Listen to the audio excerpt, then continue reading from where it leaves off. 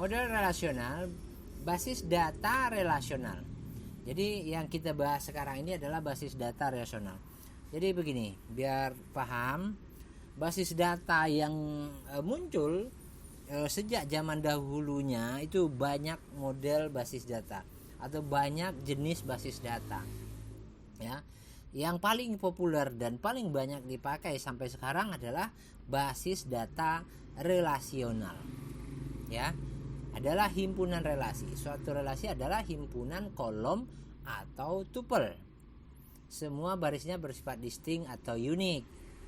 Jadi himpunan relasi itu adalah himpunan kolom atau tuple.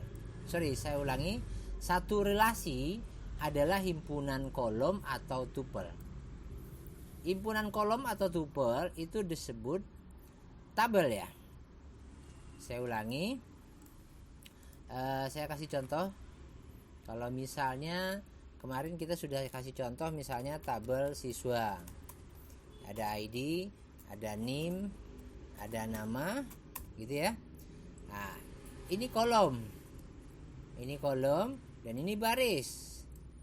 Ya. Jadi himpunan dari kolom atau tuple itulah yang disebut dengan relasi. Kenapa bisa dikatakan begitu? Jadi kalau saya mundur sedikit, misalnya ini ada employee. Employee itu adalah entity. Entity itu kalau diimplementasi dia akan menjadi tabel yang kita sebut tabel employee.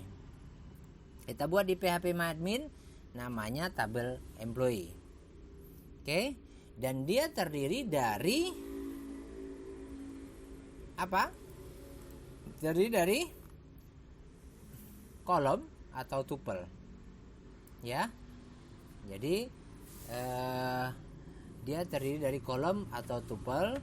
Kemudian semua barisnya bersifat distinct. Jadi nggak ada baris isi di sini yang sama. Jadi misalnya ID 1, NIM 101 namanya Andi, ya. Kalau misalnya ID 2, nah ini harus unik. Kalaupun misalnya nih terjadi di sini namanya 2 yang sama, ini pasti beda. Karena ini adalah primary key. Primary key. Ya. Dan ini tidak boleh ada yang sama gitu. Maka ini sudah dikatakan unik atau distinct. Tidak ada boleh barisnya sama. Instant, tabel dengan baris dan kolom ya. Ini adalah disebut instant ya. Ini disebut instant atau tabel yang gabungan dari kolom baris. Ya. Baris istilah lain kardinalitas. Kolom itu field. Tolong diingat-ingat nanti istilah ini. Jangan sampai nanti Anda tidak tahu istilah kardinalitas, tapi tahu istilah yang lain di bawah ini. Mana dia ya? Bentar ya. Atau yang sudah lewat di atas ya.